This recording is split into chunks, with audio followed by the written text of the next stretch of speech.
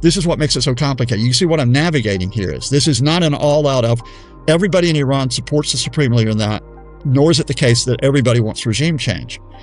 Let me add another layer that is important in terms of where we are right now. And not a lot of people, I think, know this because this story did not come out. Here's Huckabee talking about from the river all across the Middle East, right? All the way, from Jordan and Galilee all across greater Israel, parts of Egypt, parts of Syria, Lebanon, Iraq, all part of greater Israel. What is it you see playing out for Netanyahu and his government? Occupation of Gaza, and that's what we've got, by the way, now. Long-term Israeli occupation of 53% of Gaza, yes. Which, I hate to say it, you and I foresaw was going to happen. We've got Israel expanding the occupation of the West Bank. We've got Israel expanding the occupation in Lebanon. We've got Israel expanding its occupation in southern Syria, by the way, already. They just simply are expanding. So even if you get a settlement where Iran reins itself in, Israel now has more space.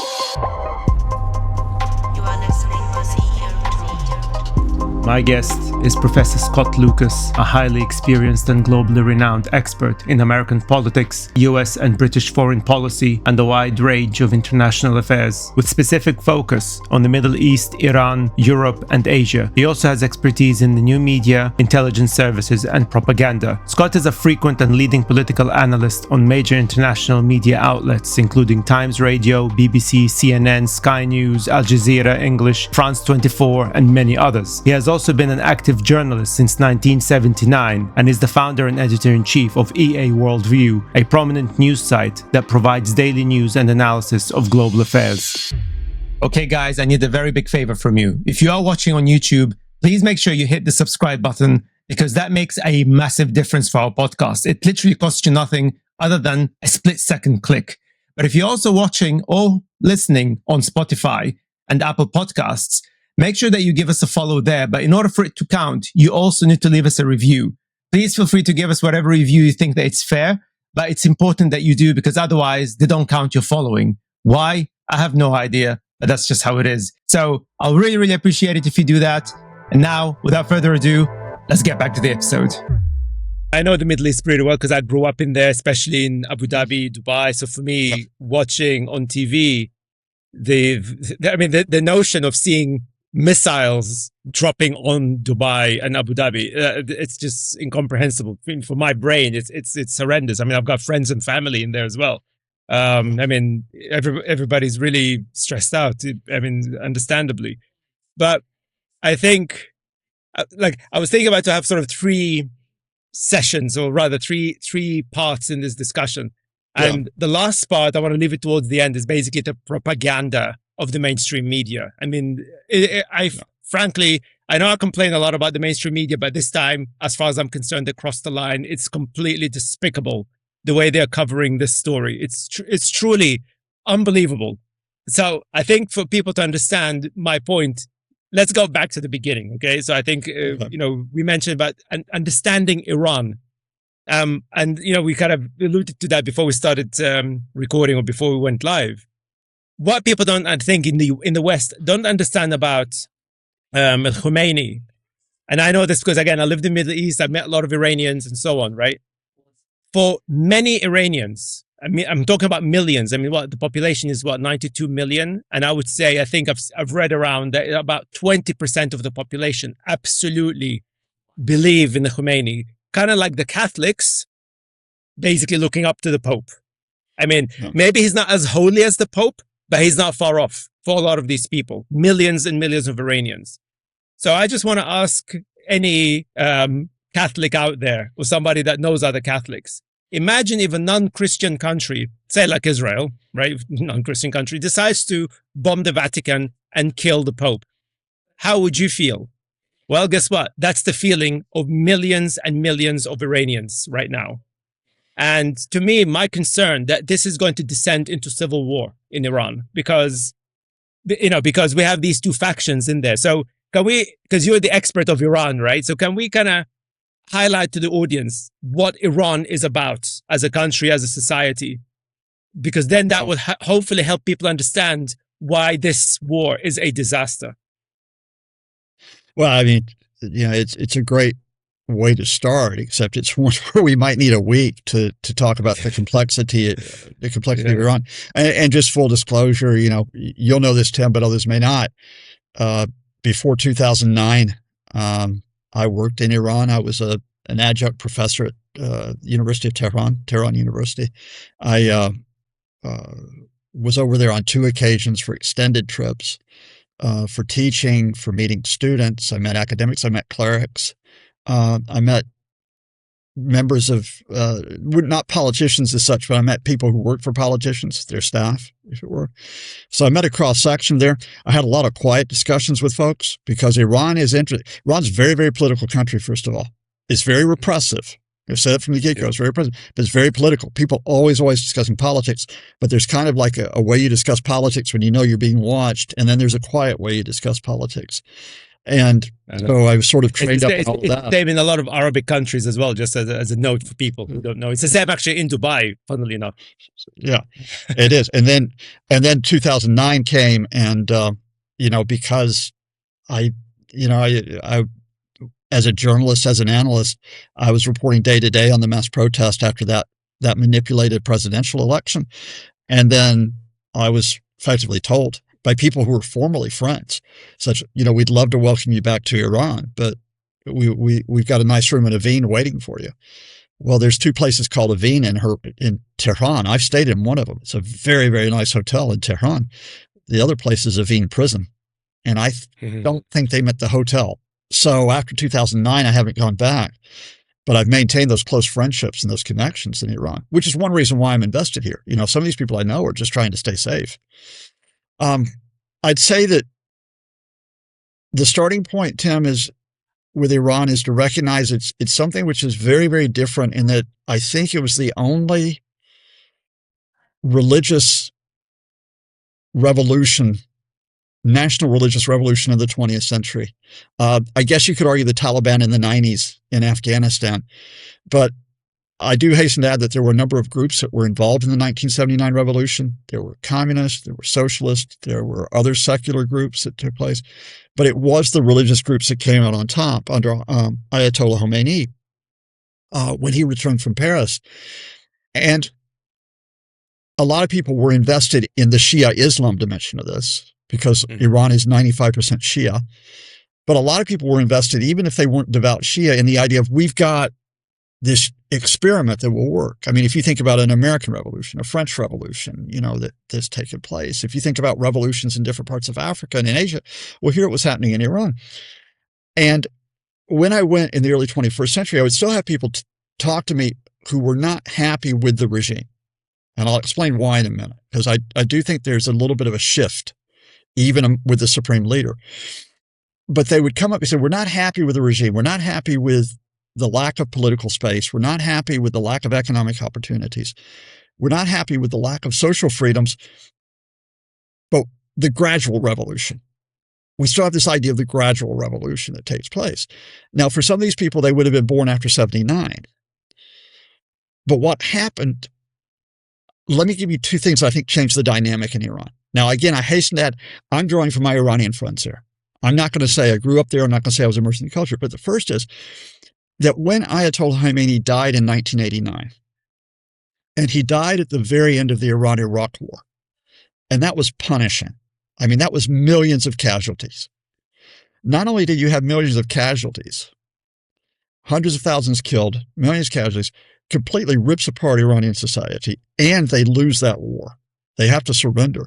But then at the very end of it, the regime carries out mass executions. They're worried that there's going to be an Iran-backed uprising against the Islamic Republic's rule, and they just simply set up these death panels. Thousands, tens of thousands, just killed, right? Maybe into the hundreds of thousands. So you got the combination of the war, you've got the combination of these mass executions, and then Khomeini dies, right? Now, if you don't mind, I'll give you a minute to tell you a story, because I don't think many people in the West know the story. Mm-hmm. They have to choose a successor to Khomeini, the father of the revolution. Yep. They do not go to what, using your Catholic analogy, is they don't go to one of the cardinals to replace him. They would be called Marja in the Shia faith. there's this rigorous process to which you ascend to the highest ranks of the Islamic clergy, all these religious tests you've got to pass, and there's politics involved, but you're a marja. And the supreme leader is supposed to come from the ranks of the marja. But there are connivance between different factions, including the president of Iran, President Rafsanjani. They want to go for someone they think they can control, to be honest with you. Mm. And they go for someone who's not a cardinal, but more equivalent to a bishop. Ayatollah, he isn't Ayatollah then, Sayyid Ali Khamenei. And they say, okay, we'll make you supreme leader, so we'll promote you to the highest rank. We'll make you to a cardinal. Oh, good, now you can be supreme leader. Now, people are looking at that going, wait, is that the way it's supposed to work? Really? That's the way it's supposed to work? So there's this, and if you want to understand the supreme leader, realize this is a guy who, because he wasn't supposed to be at the time, he's personally scrambling for legitimacy ever since then, right? I am your supreme leader. I am your supreme leader. Mm. By the end of the 1990s, we have got the first wave of protest against the regime's rule. It's the Tehran University protest. And those are repressed by the police, by the Revolutionary Guards, who's led by a man, by the way, who is still the current parliamentary speaker, Mohammed Bakr Halilaf. So those protests were already there in 99. I, of course, go there a few years after that. There's nominally still a reformist government till 2005. But in 2009, and then this is the other thing, 1989, the manipulation to get Khamenei as supreme leader. 2009, 20 years later, Iran has opened back up to the extent that there's a really vibrant debate before that presidential election. I remember watching, I was, based in the UK, but I'm watching these debates that are really going in depth on economics, foreign policy, social issues. And there is a challenger to President Ahmadinejad, the leader of the Green Movement, Mir Hossein Mousavi. And the Green Movement, they got the color green, they've adopted that. They've got these huge rallies, massive rallies that are filling stadiums across the country. And, we're watching this, we're evaluating it, and we think this guy's got a shot, right? So I'm talking to my Iranian friends, and they're telling me on the day of polling, June the 12th, 2009, I still remember the exact day, he's leading the first round. Not that he has a majority of votes. It'll probably have to go to a second round. He's leading the first round. He's leading. And then I start to get the reports from friends that go, okay, our communications are being cut. Our party headquarters are being raided. And we think there's some ballot manipulation that's going on, right? The Revolutionary Guards outlet is called FARS. And before the polls have completely closed, I think they screwed it up. They put out an announcement that Mahmoud Ahmadinejad has won the election. It was 62% of the vote. And then they retract it, right? But they did put it out there. Mm-hmm. Mousavi goes out there. Mousavi goes onto TV and he says, I'm going to warn you, folks, this election's being manipulated. I'm going to warn you. So he goes on public with that song. Regime clamps down even harder. And sure enough, after the polls have closed, I wake up because I was in London, of all things. I had gone to see Avenue Q with my wife as a break because I thought, look, this election's going to go to a second round. So we got to cover it for a few more weeks and so on. I'm going to go watch Avenue Q and whatever. Then, we'll pick up the coverage later on. And I get a phone call from BBC saying, would you like to comment on the fact that Mahmoud Ahmadinejad has just won the Iranian election with 62% of the vote? 62%. Okay. And of course, millions of Iranians took to the streets in Tehran, in the other major cities like Isfahan, Shiraz. You even see them in the holy city of Qom. And then it's like millions of Iranians coming out. Our political rights, we thought we had this space and it's been taken away from us. I can tell you more of the story of that. The upshot of that is those protests continue for months, and they are put down, like the regime puts down protests, with mass detentions, with threats of executions. Scores of people were killed this time, not the thousands or tens of thousands we saw last month, but it's still enough to decapitate the movement. And then Mousavi, his wife, who is an academic, renowned academic and an activist, Mehdi Karoubi, the former parliament speaker, and his wife, they're put under strict house arrest in February 2011. Mousavi is still under house arrest 15 years later, right? That's where we are. For many Iranians who looked at this, You had a question about clerical legitimacy that goes back to 89. Now you have the question of political legitimacy of the regime. And so every wave of protests that we have, whether it's over economic issues, whether it's over social issues like the Women Life Freedom Movement in 2022, whether it's over issues concerning the environment, for example, or whether it's over just political rights, it brings up that question of regime legitimacy. And so the cycle always is, you've got Iranians who are not necessarily saying we want regime change. Not necessarily. Some do, but they're at least saying we want reforms. We want reforms. We want our rights. We want accountability. And then at some point, the regime's going to crack down on this protest, which is exactly what we saw in January. I'm sure we can all agree that we live in a highly complicated information ecosystem, but also a highly biased information ecosystem. An ecosystem that is filled with vested interests, clickbaits, ideologies. But as an entrepreneur, decision maker, and indeed podcaster, it's super important for me to be able to dig through the stories beyond all that shadow of all the other nonsense. And I cannot tell you how frustrated I am when I see biased coverage when it comes to things like the environment, health, business, and indeed artificial intelligence, which is my key field of work. And as a neurodivergent person, it's always a huge challenge for me to patiently try and find unbiased approach to the story. And this is why I was so grateful to discover a tool called Ground News. Ground News is a phone app and a web app that offers clarity in an increasingly chaotic media landscape that we see today.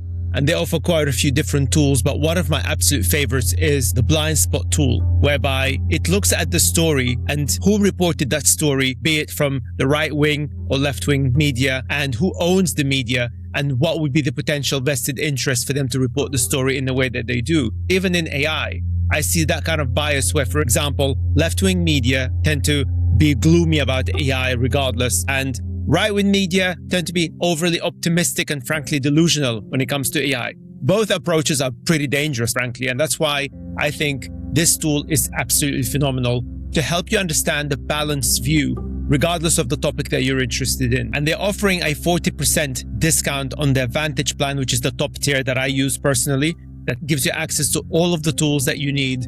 And it works out less than $5 a month. It's basically like a cup of coffee a month. So you can go to ceoretort.com/ground news. And by subscribing, you're supporting the podcast, but also you're supporting their independence. As you know, I like to support independent companies. So that's again, ceoretort.com/ground news. And thank you, Ground News, for supporting the podcast. And now back to the episode. Now, I'll add another factor to you because this is what makes it so complicated. You see what I'm navigating here is this is not an all-out of everybody in Iran supports the supreme leader in that, nor is it the case that everybody wants regime change. Let me add another layer that is important in terms of where we are right now. And not a lot of people, I think, know this because this story did not come out. And I've got a couple of very, very crude contacts, including the best journalist outside of Iran covering Iran today, named Deepa Parent. You put this all together, and in the middle of those protests, and I've got friends in this protest. I know people who are there protesting. On January 8th, and the protests have spread from being about economic causes to political causes to specific causes of communities like Kurdish communities, which will be very important in the current context now. Sure. On January the 8th, on the morning of it, Reza Pahlavi, the son of the late Shah, comes out. Now, he has not been in Iran for decades, since Daddy got overthrown in 79. He's American, isn't he? I believe. He's not even, I mean, he's Iranian by birth. I can't remember. Iranian by birth, yeah. He may be a dual national at this point. But again, standpoint here is a lot of people in the Iranian diaspora support Pahlavi. A lot of people do. But inside Iran, I think it's probably a different situation. But he comes on, he puts the message out on January 8th. He says, Iranians, take to the streets in all your cities. Go march, go to it. When he does that, the regime's like, Pahlavi wants to come back, and he's backed by the U.S. and Israel, right? Now, I'm not saying I'm justifying what they did, but I can tell you what they're going to do. That's when the supreme leader told his inner circle, you crush this. You crush this. He did the same thing, by the way, back during Women Life Freedom protest as well. Yeah. He says, you got to crush it. Over the next the nights of January 8th, January 9th is when most of the fatalities took place. So at a minimum, thousands of Iranians are killed in those 2 nights. That's minimum. And we've got reports, morgues are getting hundreds of body bags that are just, or hundreds of bodies to bag up. Hospitals completely overwhelmed. There's been a debate over how many died. Is it 30, is it 5,000, 7,000, 10,000, 32, 36,000? We won't know for sure how many it is for reasons that not all the deaths are recorded, that a lot of the folks are buried quickly. In some cases, the families can't get the bodies back. What I'm telling you here is, and this is why I navigate in terms of a pro against, you've got a regime with blood on its hands, lots of blood on its hands, but the catalyst for this was polity. And I will tell you this, because I will tell you that as soon as this broadcast comes out, we will get monarchists who will come on to YouTube and come after us. Why aren't you supporting polity going in and taking over from this evil regime? Doesn't work out like that. Most of my Iranian friends, what they want, most of them would want what you and I would want. They would want decent jobs. They want decent housing. They want decent education for their kids. They want decent transport. They want to be able to choose their government. They want to be able to have representatives who are accountable. The problem with the theocracy is that the supreme leader is beyond accountability. That's the whole point. In the system of Velayat Faqih, what he says goes. Now I've got Iranian colleagues, including one who has threatened to put me in prison if I ever come back there. I've got Iranian colleagues who have spent hours explaining the Iranian system to me. And I can tell you that there are nominally different places where the supreme leader has to be accountable, et cetera. But I can tell you in practice, don't work that way. Supreme leader and his inner circle, they run the country. You cannot have an accountable system the way that it is set up at this point. What you have is an interesting moment. Supreme leader has been killed. Now, if this war was to stop, which it ain't going to, you'd have an interesting moment, because it would be like, okay, is Iran just going to appoint another supreme leader? Are they going to take a step back and talk about looking at the system of how the supreme leader is appointed? There was a proposal from former President Rafsanjani, who I mentioned earlier, who said we can go to a committee, a 5-person committee, but it's term limited. It's not for life. But we're not going to get into those discussions about what comes next, because there's bombs that are falling and airstrikes, and because the Israelis want regime change and the Americans want regime surrender. The Americans, by the way, do not want regime change. I'll say this at the outset. This is a huge difference from Israel. They are willing to leave the regime in place if they give the Americans 2 things. Give up the nuclear program. Well, 3 things, I should say. 1, give up the nuclear program entirely. Not even what we had in 2015, which is limiting Iran to low-enriched uranium. Give it up entirely. 2, give up your ballistic missiles, at least the most powerful and longer-range ones. And 3, you stop you break your alliances with other groups in the Middle East. The Americans will call them terrorists. That would include Hezbollah. That would include the Houthis in Yemen, for example. That would include the militias. You stop your support of the militias in Iraq. So effectively, they want it to be a vassal state of the United States. Kind of like what Venezuela. Yeah, it's Venezuela. They want dominance. The Americans want dominance, and they got it. Yeah. They got it with Venezuela. They got it with Venezuela, not through regime change, because we know now that others in the regime gave up Maduro. They gave up Maduro to the Americans and said, "Come on in, but we get to stay in power." That includes the current president, Delcy Rodriguez, and what the Americans got from that is they could say, we're dominant in the Western Hemisphere.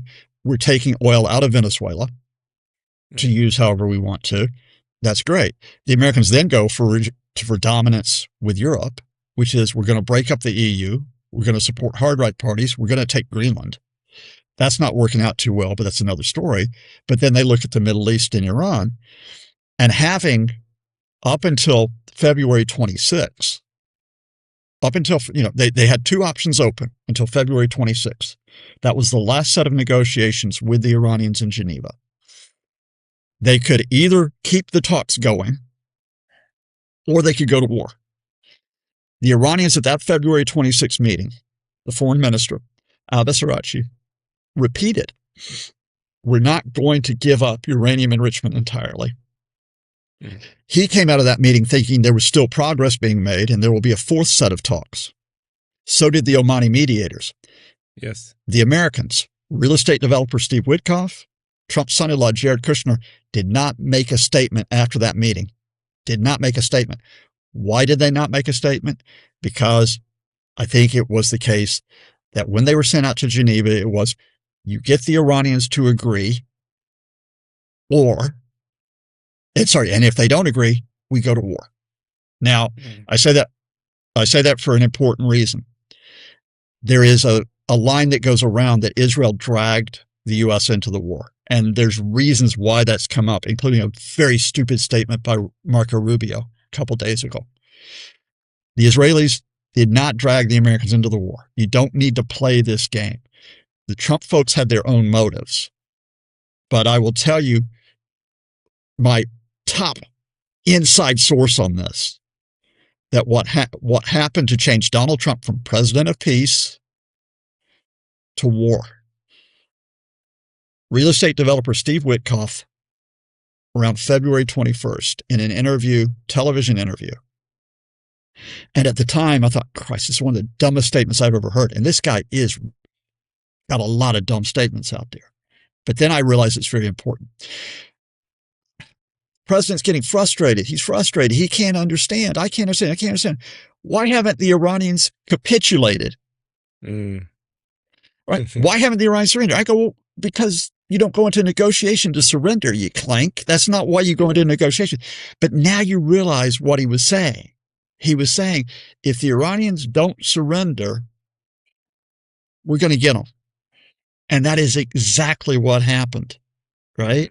So sometimes with the Trump folks, despite all the lies, the deceptions, it is out there in plain sight. And in this case, it was out there in plain sight. I just got caught off guard. I didn't want to believe it. I had a very good friend, Polish journalist, who said, look, it's going to happen on Friday night.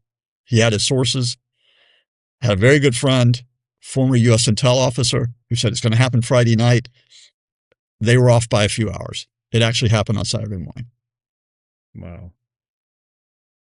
So they actually saw it coming. I mean, did they have sources that told them that there was chatter? They were going there ahead? was chatter. There was chatter. The thing about the Europeans, some of the Europeans would know it was probably going to come down, right? Because if you think about, and this has become an issue, it's become a political issue here, is why didn't the Europeans evacuate their people? And you know the case, you're from the area, right? Yeah. You know, I was about to ask you that, because if your sources knew in advance, like surely the governments in Europe and in the UK would have known about it as well, wouldn't they? They didn't know the exact timing. They didn't know the exact timing. My friend said the exact timing, but I don't think the governments were sure because the Americans didn't consult. The Americans didn't consult over the time, right? Now, if you're a government like the UK, think about it, France, whatever, if you start an evacuation order before the war begins and it doesn't actually come off, it's a giveaway. And then you get embarrassed if it doesn't actually start, right? So you can't balance, right? And so you almost have to wait for the bombs to drop and then the orders have to come out. And that's why, and like I said, the Americans gave them absolutely no lead time in terms of what's happened here. And that is another reason, by the way, why the UK is pissed off with the Americans. I mean, there's a lot of stupid politics here because it's like there's certain, the TV stations in the UK that are going to make political capital out of this. You know, the Americans went to the UK and said, okay, we want to use Diego Garcia in the Indian Ocean, which is joint US-UK base. And the UK says, no, if it's for offensive operations, no, because, and here's the reason why the UK said it, although you will not hear this from certain TV channels in the UK, the legal opinion that the Starmer government had was this breaks international law, which it does, because Iran is not an imminent threat to attack. You've got no justification for going and attack, and you certainly have no justification for targeted assassinations. And I think it should also highlight, for those who don't know, Starmer is actually one of the world's leading lawyers on international law. before he became prime minister or politician. So the guy does know his stuff more than probably 99% of people in parliament who are bitching about it. Yeah, he knows his stuff. And remember, in 2003, the legal opinion given to the Blair government, including from the Attorney General, was this war in Iraq, if it happens, if the Americans go in, is not legal. Now, Blair overruled. It was a very close run thing, by the way, both in the cabinet and on the streets, but Blair overruled. But you know how Iraq turned out. Now, more than 20 years later, you're another Labor prime minister and an international lawyer. So, you know, so like the Americans are going to like, you must give us Diego Garcia. Starmer says no. So you haven't gotten consultation from the Americans. Then they're going to trash you publicly, which Trump has been doing to Starmer for the past few days. And it's like, okay, what kind of ally is this? Except, as you and I have discussed before, Tim, the Trump camp don't have any allies. They don't believe in allies, which, by the way, will make the further development of this war very interesting. I think the U.S. and the Israel are isolated to an extent here. Well, that's actually what I wanted to ask in terms of their agenda, because of the US effectively, as you said, effectively they want dominance, and it's sort of your typical Trumpian approach to dominance. That basically, you know, I'm the big boy. I want everybody else to give me the toys, right? But Israel, of course, it's a very different story. I mean, you said that they want regime change, but looking at actually even Trump, I don't know if he meant to say it. Maybe it's his dementia doing the talking these days. But I don't know if you saw I think he was sitting next to the German chancellor, and he said by accident that they killed the leader, but he had plans to appoint other leaders or something like that, but they were all killed as well. So basically, it's like he admitted that effectively they've bombed all of even the leaders that they were interested in supporting as well. So I'm like thinking, so are you guys basically trying to make Iran descend into chaos? I mean, to me, it feels like Israel is not interested in regime change. They just want Iran to become Libya. Okay, so they become dominant, basically. If you wanted to play it out, I take the point. When I say regime change here, I think the Israelis just want any figure connected with the Islamic Republic, political, military, clerical. They want them gone. But that does not mean that the Israelis have an idea of who will be the successors in Tehran, right? Now, Reza Pahlavi has played up to the Israelis. Possibly the Israelis were thinking Pahlavi could be parachuted in. If they are thinking that, good luck, right? The reality here is that the opposition in Iran, and again, you know where my sympathies lie, but the opposition in Iran is not organized. It's not organized because the regime has decapitated it, especially after the 2009 mass protest. You know, they put the leaders in prison. As I mentioned, some of them are still in prison. Some are still under house arrest. Others had to flee the country. They have threatened the families, not only of those political leaders. They've threatened the families. They've threatened journalists. They've threatened lawyers. They've threatened students. They've threatened leaders of NGOs. The Nobel Peace Prize winner, Narges Mohammadi, just had an additional 7-year sentence imposed on her recently. You know, so it's not like you have an opposition party that can come in and say, all right, we're going to carry out the reforms that are needed here. So, but I think you and I wind up in the same point. I don't think the Netanyahu government cares, right? Yeah. What they get instead is they get a weakened Iran, even if it winds up in instability and disorder and fragmentation like we saw in Iraq 2003. Because I'm going to put it to you, I don't think Israel cared that Iraq went belly up in 2003 once Saddam went. They're not the ones who are suffering the repercussions of it. The ones who suffer the repercussions of Iraq going belly up, well, who were they? Would be the Gulf states, for example. They're the ones that catch it, or Syria, or Lebanon. But Israel don't care if Lebanon feels the destabilizing effects of Iran going pear-shaped, because what does Israel want to do? They're expanding their occupation of Lebanon. I mean, There are some who are referring back to, and I want to be careful, I need to go back to the document, but they will refer back to the Clean Break document in 1996, which involved one of the major people who drafted the Clean Break document, along with American allies, was a guy named Benjamin Netanyahu, who had been Israeli ambassador to the United States. And it was, we take out Iran, we take out Iraq, we take out Syria, we take out Lebanon, we take them all out, right? So here, Iran descends into chaos. Okie dokie, that's fine. Lebanon, well, that's no problem. We got a problem with chaos because we're going to take over part of the country and we're going to bash Hezbollah.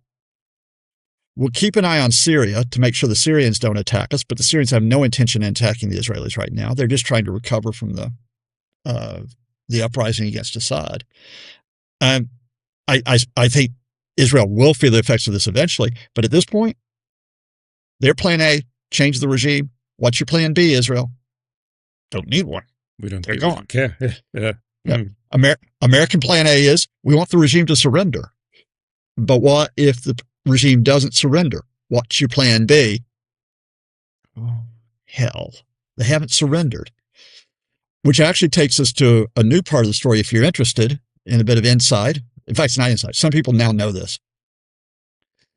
Where we are now is that damn regime won't give up. So, first of all, we started off with how is Iran made up? Okay.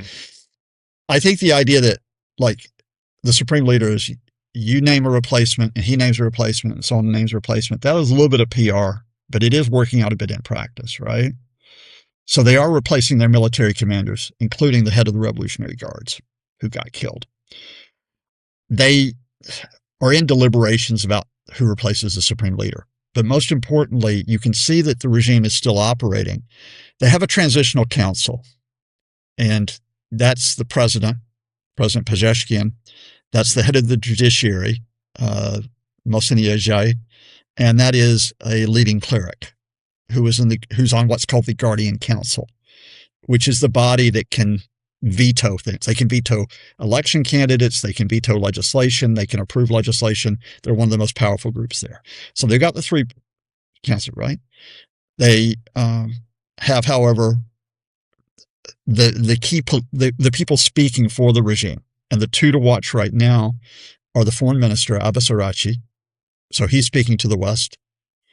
And so is the former parliament speaker, former presidential candidate, one of the most politically connected people in Iran, Ali Larijani, who is the secretary of the State National Security Council.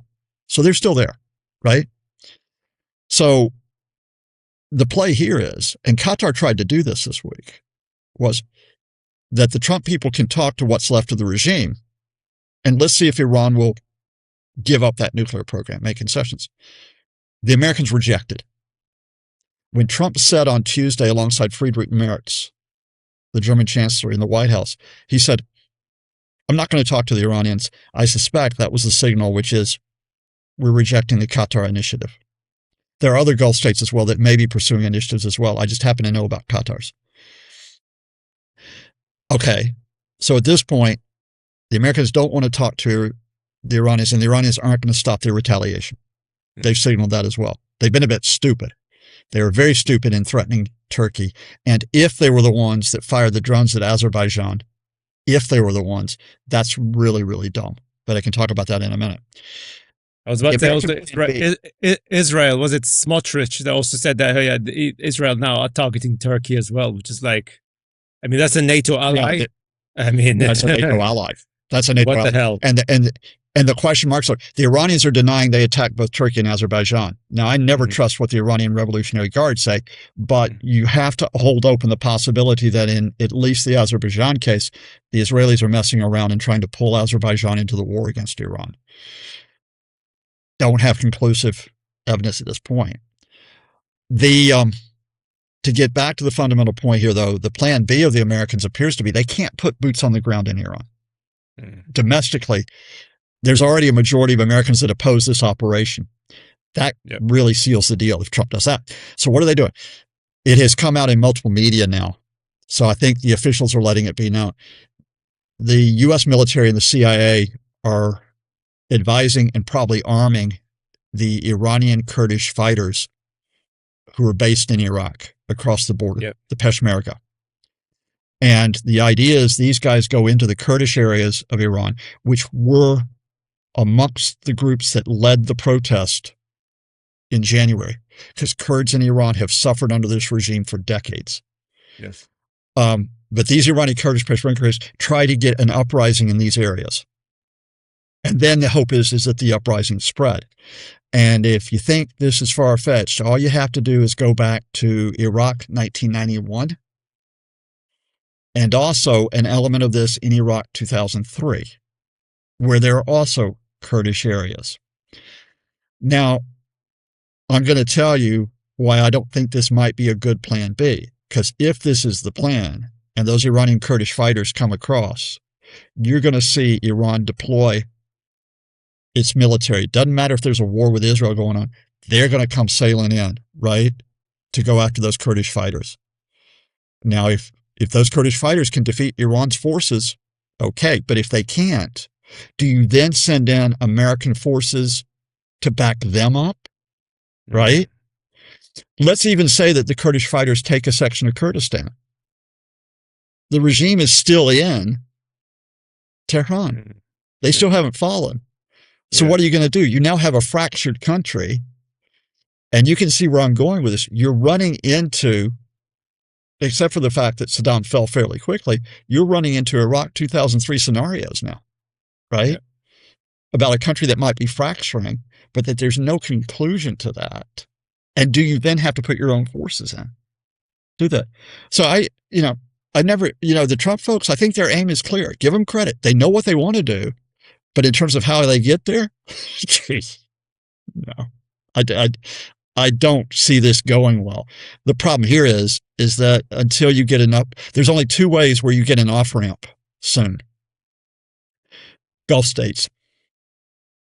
But if you don't mind me freewheeling here, here's the problem right now. It's not just that the Americans at this Trump administration at this point don't really think that they're ready to listen to the Gulf states. Gulf states are divided here. Yeah. I don't know if you know this story, right? The Saudis, the Qatar, I think Kuwait as well, are furious with the UAE and Bahrain.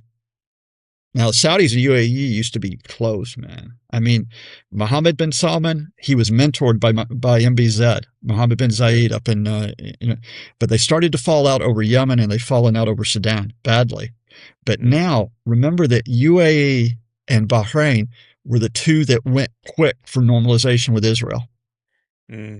They went quick. And now, even though it's a bit unfair, because the Saudis were quite happy for them to go quick and see which way it went. Now the Saudis and Qatar are saying, we're getting Iranian missiles and drones fired at us. You bastards. You got too close to Israel, right? So that complicates the Gulf states being the lever here to give us the off-ramp. And then secondly is American domestic pressure. Because, there's still the semblance of a democracy and elections in the United States. And the Trump folks are not doing well. Economy, immigration, just being generally abstain, right? And so, and they've got a split. They've got a split in the MAGA movement. A lot of folks in MAGA are not happy with going in alongside Israel. Marjorie Taylor Greene, the representative, Tucker Carlson, the commentator, who are coming out, Joe Rogan, the influential podcaster, has expressed doubts. And so, when does that domestic pressure start to tell on him? Now, last night there was a vote in the Senate on a resolution to limit Trump's powers, because he didn't really consult Congress before going in and doing this, right? Which he's supposed to do. But the Republicans held firm. There was only one Republican that broke, Rand Paul from Kentucky, who's the libertarian. There's another vote in the House today. I expect the Republicans to stand firm. So it's not yet at the point where the Republicans are going to say to Trump, you've got to go through us to get approval. But I can tell you, I know there is great concern amongst those Republicans, even if they're still letting Trump do this. And if the regime does not surrender quickly, that concern just grows and grows and grows. If the Iranian retaliation starts to have some damaging effects, and let me give you one statistic because I'm not sure it's well known yet. I know that people in the Gulf states are having to face possible missiles and drones. That's scary. But it hasn't caused that much damage on land yet, right? Mm-hmm. We've had industrial areas that have been hit. Some of the ports have been hit. A few tankers have been hit. Saudis had to shut their oil refinery at Ras Tanura on Monday, which is one of the largest, right? The most damaging consequence, by the way, is probably Qatar had to shut down 2 of its liquefied natural gas plants. Yeah. But trade through the Straits of Hormuz, shipping through the Straits of Hormuz, I should say, which provides 20% of the world's maritime gas, 25% of the world's maritime oil goes through that route. Trade through the Straits of Hormuz is down 90%. If that continues, then oil prices spike. They're already up about 25% since Saturday. Then they spike further. Gas prices go up further. And of course, nobody is immune from rising gas and petrol prices, including the Americans. And what does the Trump campaign always say? Despite the fact inflation is going up in the States, but petrol prices, they're still low, right? That's not going to happen. And I think the Iranians, because I was thinking about that, I think the Iranians are targeting all these locations. I mean, again, it's not that it's justifiable, obviously, but I think they for them, it's an economic war. I mean, because they don't have the sort of tech that Israel and America has, obviously, right? I mean, I saw this, I don't know who coined this, that basically Israel and America, they're using multi-million-dollar missiles against drones that are just like $10,000 or whatever. So Iran can afford to send a swarm of all these cheap drones that cause enough damage that would literally absolutely screw up the economy all over the world. And because the one thing about the Middle East, especially in Emirates, and I speak from experience, one of the things that they prided themselves for quite a long time is the fact that they're a very safe country. Yeah. And now, absolutely, in terms of the reputation of Emirates, that's gone. That's gone. There's a lot of people, the influencers or whatever, there are loads of them out there. I mean, I've seen them on social media. They say, we thought this country was supposed to be safe. We don't feel safe anymore. So the economy, I mean, because the other thing, again, for people who might not know this, Iran does not like the Gulf states. It's like, to them, I mean, they are enemies. So they would happily see the economy of these countries collapse, right? Not that it will, but they'll be happy to see that the economy goes down. They know that the AI market, for example, in America is absolutely dependent on Saudi money and UAE money because Silicon Valley VCs just spent all of their money, hence the bubble. So if they can't afford that to invest further into Americans' AI, that's the bubble gone, and we know what's going to happen after that. Yeah. So effectively, I think that they accelerating the inevitable economic disaster that we're expecting to see anyway. So the Iranians were like, you know what, fine, let bring it on. We're just going to burn the economy.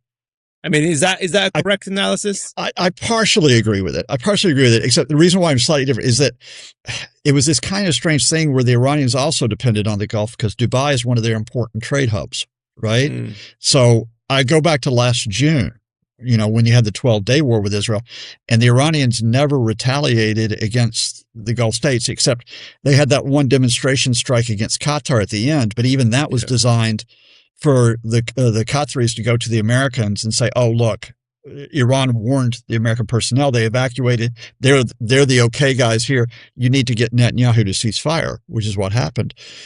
This time around, the Iranians didn't wait. And I think this is where I kind of agree with you, except I think it wasn't necessarily to destroy the economies. I think they were trying to push the Gulf states into going to Trump and saying, you need to back this off, right? Because that's what happened in June of 25, right? They went to Trump and Trump then told Netanyahu to stop. So they think maybe this place starts the same way, but we've got to scare the Gulf into doing it. Yeah. And we can't wait, because there's a possibility they already knew the Supreme Leader was dead by the time they carry out the retaliation. And not just that the Supreme Leader is dead, because of the stupidity. I'm sorry, I shouldn't say in the circumstances, it's horrible to call it stupid. I don't like the regime, but you shouldn't speak ill of the dead. Because of this bizarre decision to have a meeting in the Supreme Leader's compound where you bring all the leaders together, which is like putting a giant bullseye on you. And so now the defense minister is dead. The head of the Revolutionary Guards is dead. One of Khamenei's top advisors, an admiral named Ali Shamkhani, is dead. The army chief of staff, dead. So they're scrambling. They've lost a lot of their top people. And it's like, we can't wait 6-7 days here. So we're retaliating now. And they partially succeed. I mean, they partially succeed, I think, in the extent that they do get the Gulf states trying to go to the Americans. It's just that at this point, the Trump folks still are like, yeah. And by the way, I actually should have added one thing, which I haven't actually mentioned in other interviews, because I think so many things happen that it hasn't been acknowledged. When you talk about an uncontained war, which is what this is, realize that overnight we got confirmation that the Americans sunk an Iranian warship. Yeah. And it was a frigate. Now, remember, where did they sink it? Did they sink it near the Iranian coast? Did they sink it in the Straits of Hormuz? No, they did not. They sank it in the Indian Ocean off the southern coast of Sri Lanka.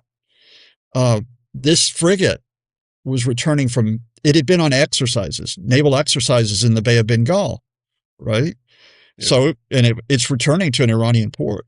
And it's like the Americans, according to the Iranians, without warning, subs got it. The U.S. subs got it, right? Now, that means you've expanded the naval war further out. So if the Iranians are looking at this, they go, okay, that's it. There's no rules here. If there's no rules, why can't we just shut down the Straits of Hormuz, right? Now, the Americans will say, we're going to sink the rest of your Navy if you try to do it. And the Iranians go, okay, but you're threatening to break us. What have we got to lose? So it is an uncontained conflict where you've got the Gulf, you've got Lebanon, and the latest, by the way, just before I came on air with you, is that the Israelis have issued evacuation orders for 4 key neighborhoods in southern Beirut. I've been in those areas. That's where Hezbollah is strongest. Between 300 and 700,000 people in those 4 neighborhoods, and they're telling them all, you got to get out. And by the way, when you evacuate, you can't go to the south because that's where the Israeli zone of occupation is being established. So are the Israelis talking about bombing the hell out of South Beirut, which of course they did in 2024 when they killed the Hezbollah's leaders? Yeah. Are they talking about moving their ground troops back into southern Beirut, which is what they did in the 1980s, if anybody can remember that fiasco, and how that intersected with the Lebanese Civil War. So you have an uncontained conflict. And I'll come back to the other two just because I've also got to backstop myself against the conspiracy theorist. If the Iranians, all indications are it was the Iranians that flew that missile at Turkey, what the hell are they playing at? Because Turkey had criticized the U.S.-Israel strikes. Erdogan hates Netanyahu. Hates it. So why are they going? And Turkey is a NATO member. So you just pulled NATO into this, right? Why are the Iranians firing drones on Cyprus? I think they fired drones on Cyprus because they thought, okay, we'll try to scare the Brits into not allowing the U.S. to use Diego Garcia, which we talked about a bit earlier, right? It's like, well, good luck with that, because the British are now telling the Americans you can use Diego Garcia to hit Iranian missile launchers. And if it was the Iranians that tried to hit Azerbaijan, I can give you a scenario for that because I've been talking to people about it. Azerbaijan is the key oil pipeline that runs to Turkey. So you threaten the Turks, you threaten Azerbaijan because that's another major energy route, right? Yes. And Azerbaijan has been drawing close to the Israelis. But if you threaten Azerbaijan, if this was the Iranians that did this, you've now pissed them off as well. And they're just up there off your northwestern frontier. What if they decide to mobilize their forces? And then their forces are on high alert now. So the Iranians are, I can see the general approach they're trying to take. They are fighting for survival, and they're trying to get someone to tell the Americans, back this off. Just back it off. They're trying to get the Turks to do it, or Azerbaijan to do it, or the Gulf states to do it. But all they're doing is possibly sacrificing themselves because, as you mentioned, it's threatening the economies of these countries. Yeah. And they may choose the Americans over you. That's where we are.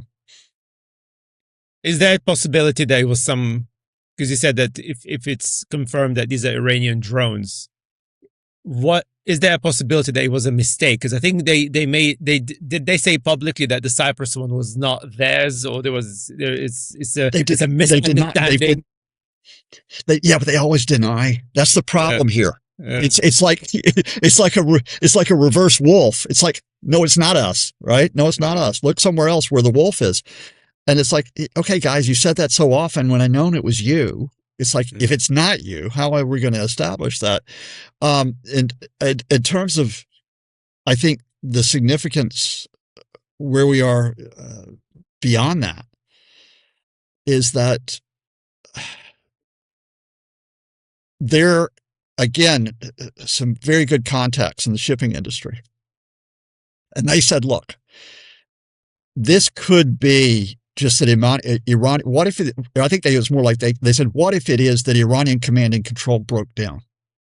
In that a lot of your military commanders got killed. You had the death of the killing of the Supreme Leader himself. What if it's the fact that you wind up having local commanders who are now having to operate quickly without a chain of command up to the top to get clear orders, right? And it's plausible that things are so broken down that that's what they've done. So you get like individual commanders who are responsible for the Gulf theater or responsible for northwestern Iran who do this. Mm-hmm. I could see that that's the scenario, but it hasn't been the case in the past. It wasn't the case last June. They still had fairly good command and control last June, despite the killings that took place. So I'm still not going with that. I'm still going, and I might be wrong. It might be a breakdown. I'm still going with the idea of that, no, there's still an operating regime here. So there are calculations that they're making behind these approaches. Where my own zone of uncertainty is, as you can tell, is because it's so fresh, it happened so recently, is the Azerbaijan attack. And my uncertainty there is just to keep that window slightly open that maybe the Iranian denial is true in this case. Because again, Azerbaijan's an interesting case because in recent months, they've been maneuvering with the Trump camp. You might remember the agreement between Azerbaijan and Armenia that you have this important corridor, the Zanzibar corridor, which is being opened, which is a trade route that gives them an alternative to trade through Iran. Yes. Which is the Iranians were furious about that. So, I could see a plausible scenario where someone wants to drag Azerbaijan into this conflict and Azerbaijan wants to curry favor with Trump. So they say yes. But like I said, I'm uncertain at the moment about it. Because if it's not Iran, then who? Who would have sent these drones? Israel. So basically Israel would want to drag, so effectively Israel wants to stabilize. Or the Americans. Yeah. You drag. Just think about this, right? You want to put pressure on Iran, and I'm not saying conspiracies. I'm not saying this is what happened, right? Yes, I'm not. But let's just game this out. Look, you want the Kurds to rise up in Western Iran, right? So you want to put pressure there.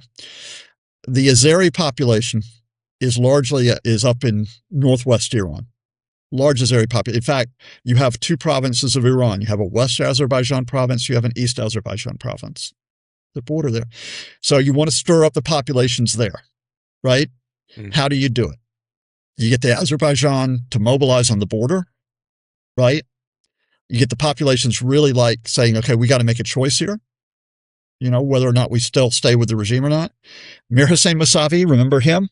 The guy who probably would have won the 2009 presidential election, but who was denied that opportunity and has been under house arrest for 15 years. Where is he from? He's from Iranian Azerbaijan, right? So, I think he's from Tabriz.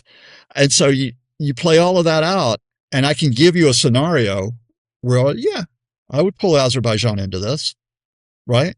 But I can also give you what may be the more likely explanation, which is the Iranians are just retaliating to try to get the Americans to back off. So you can make that you can play that as well. And the way you test these scenarios, by the way, Tim, just to tell you the way I work is over the next 24, 48, 72 hours, you read signals, right? You read signals and try to then put the pieces together. in terms of where we are. But that means getting back to the fundamental. And I know we're up to the hour, so maybe come to this. And that is, folks, y'all need to stay safe, because there's only three ways that we get out of this in the near future. We get out of this either with three ways. One is the Israelis stop. That ain't going to happen. Unless I was say good luck with that one. Unless the Trump folks withdraw their support like they did in June of 25, that don't happen. Two, you get the Trump camp to pull back. That ain't happening at this point. And that jumped up Defense Secretary Pop Gun Pete Hegseth coming out again and puffing his chest out in the morning. Look at us. We sank their Navy. It's like, you horrible man. I mean, you killed, I'm just sorry, I'm going to mouth off for a minute. You killed 87 crew members, okay? And whatever we think about the Iranian regime, you killed 87 guys who just simply probably either, joined the Iranian military because they wanted to have a job and make some money, and you just iced them. So don't be going off puffing your chest about how, yay us.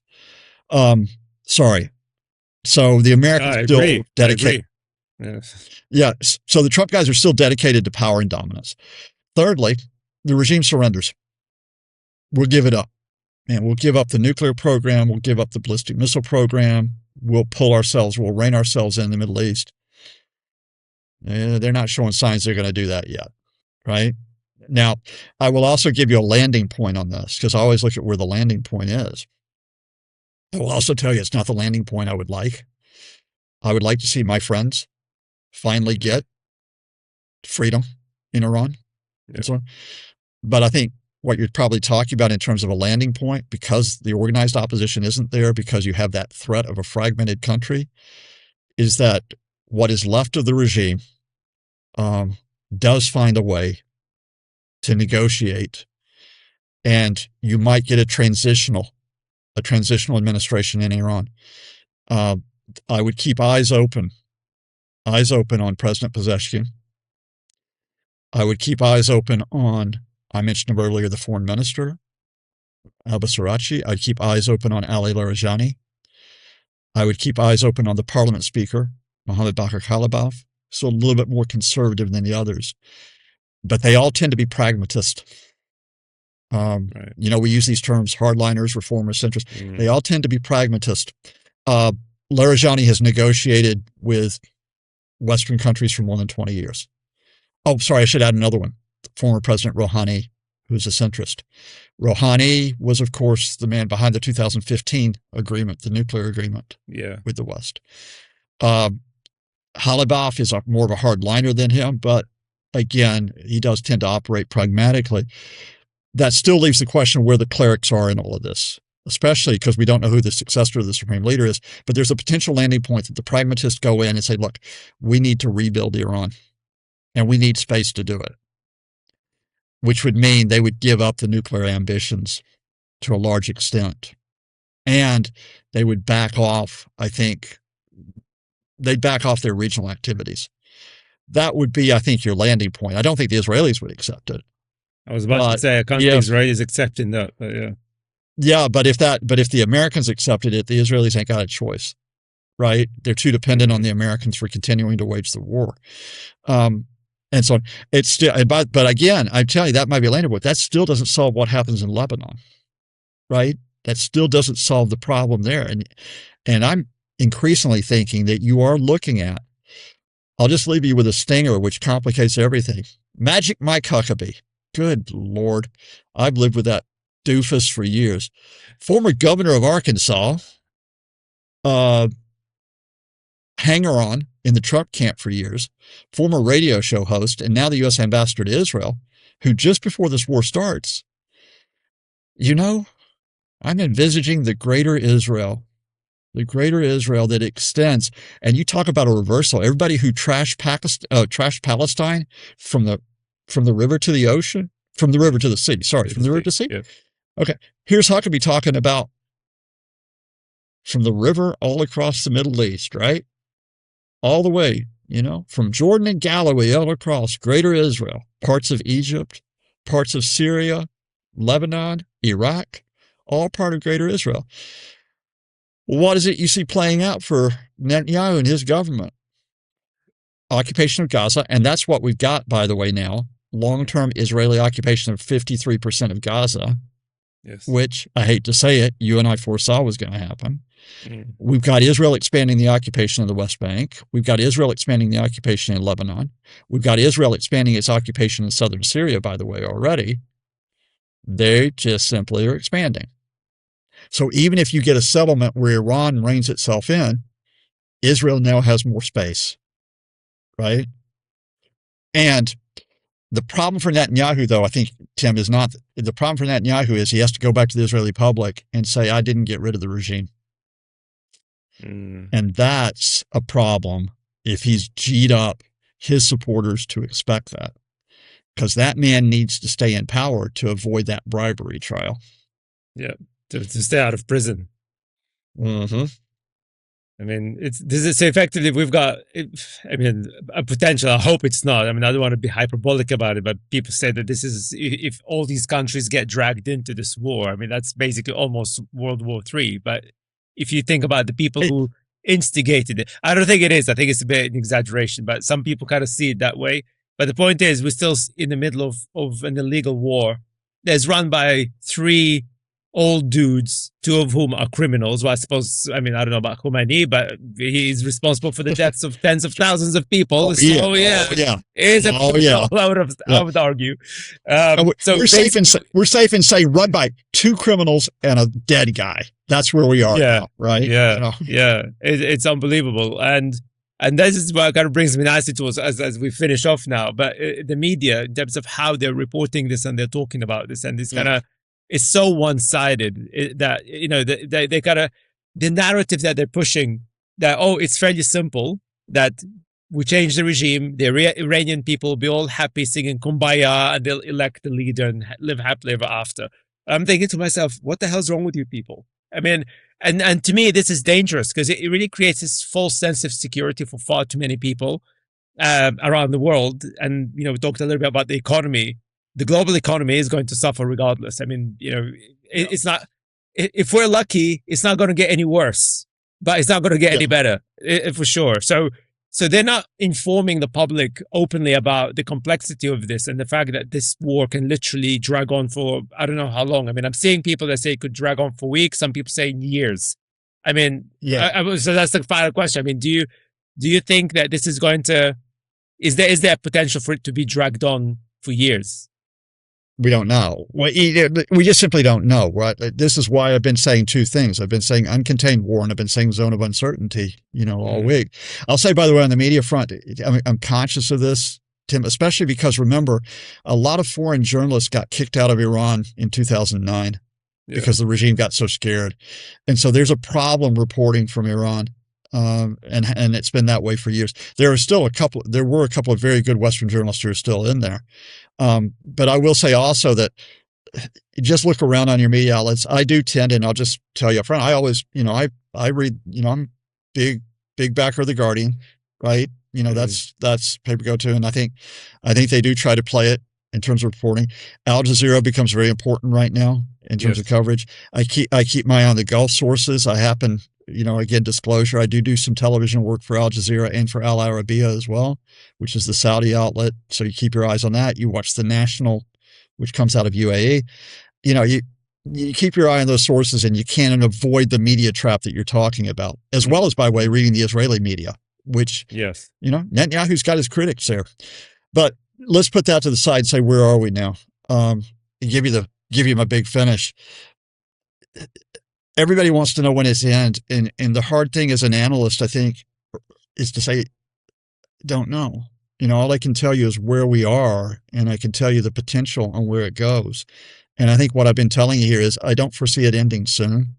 And I don't see it, even if it was to, quote, end soon with regime surrender or regime collapse, I don't see it ending cleanly. I think it's going to be messy with repercussions beyond this. So I think in those circumstances, what you have to do, God, I'm going to use the phrase that I learned years ago, but nobody's supposed to use it now because the bastards have politicized it. You know, you stay woke.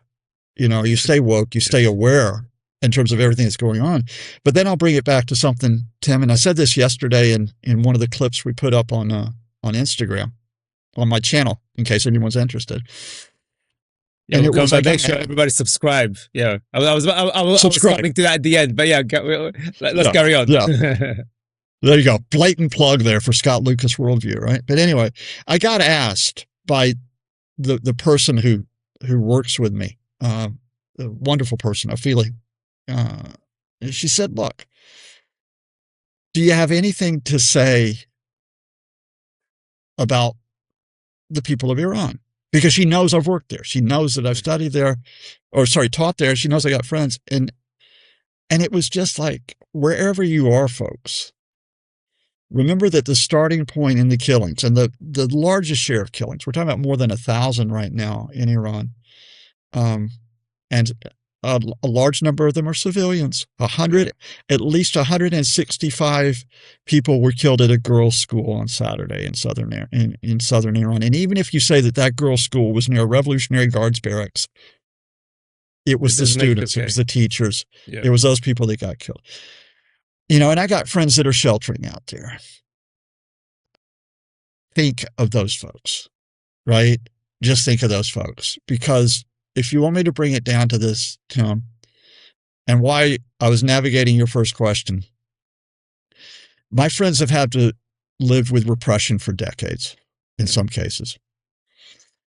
They've lived with, sometimes they've been imprisoned, sometimes they've known others who've been imprisoned. They've known sometimes people who have been executed. They have known people who have lost their jobs, who have been fired from universities. They have seen their hopes dashed time and again by that regime.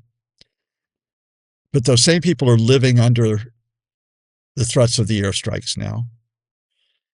And they're living under the threat of that even if they get their desire, in some cases that the regime goes, that it might just simply be chaos and uncertainty. And Iraq is next door. And trust me, they saw what happened in Iraq in 2003. And that's just a nightmare scenario. Because again, a reminder for everybody out there, we're talking hundreds of thousands of people that were killed in Iraq afterwards. And they don't want it. So wherever you stand on this, try to start from a standpoint of what do you think those Iranians deserve? What do you think they deserve going forward? And then work out from that. That's all I ask of you. And then the bigger questions, we still can't answer for now. And I'm afraid this is the issue I have with the Trump administration and Israel, is that they don't seem to care about the Iranian people. They talk about the Iranian people, but they don't really care. They don't give a damn. They don't give a damn.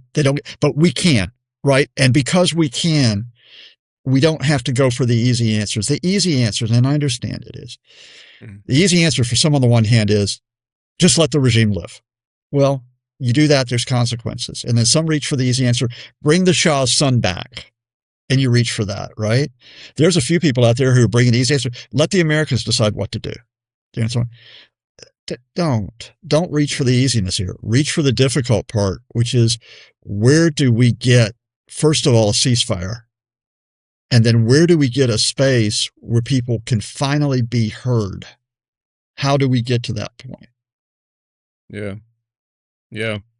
And again, this is why we have this conversation here for all the listeners. And, I know it's a cheap plug, but, as I said, I'm complaining about the major media. There are journalists that are doing a great job. Of course, they're independent journalists that are under threat.